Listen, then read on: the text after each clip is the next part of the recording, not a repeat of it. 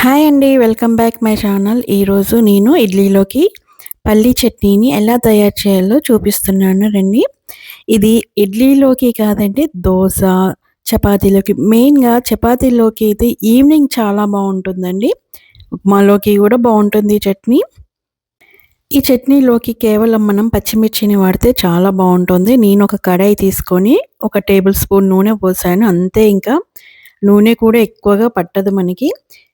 ఈ పచ్చిమిర్చిని బాగా వేయించకూడదు. లైట్‌గా వేయించితే సరిపోతుంది. ఈ టేస్ట్ అనేది పచ్చిమిర్చిలో గూడా ఉంటుందన్నట్టు. ఇప్పుడు మనం పల్లీలను వేసుకొని ఒక కప్పు పల్లీలు తీసుకున్నట్లయితే సరిపోతుంది. ఈ పల్లీలనేది బాగా పర్ఫెక్ట్‌గా వేగాలి. తర్వాత మనం కొత్తిమీరను వేసుకోవాలి. స్టవ్ ఆపేసుకోండి. ఆ వేడి మీదనే అవుతుంది.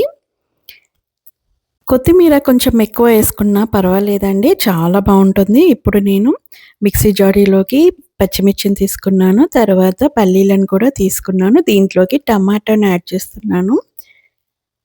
ఇక్కడ నేను తీసుకున్న క్వాంటిటీకి 2 టేబుల్ స్పూన్ల ఉప్పు తీసుకున్నాను. తర్వాత వాటర్ పోసుకొని ఒకసారి పట్టుకున్నాను మిక్సీ. తర్వాత చూడండి, మళ్ళీ కొన్ని వాటర్ పట్టాయి.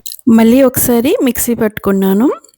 ఇంకా చూడండి, ఇంకంతే, చాలా అయిపోయింది. ఈ కన్సిస్టెన్సీ అనేది మనం చూసుకొని పోసుకుంటే సరిపోతుందండి. మీకు ఇంకా లూజ్‌గా కావాలంటే గూడా ఇంకా కొంచెం వాటర్ వేసుకొని చేసుకోండి. ఈ కన్సిస్టెన్సీ కూడా చపాతీలోకి, ఇడ్లీలోకి మనకి పోపున కూడా అవసరం లేదండి.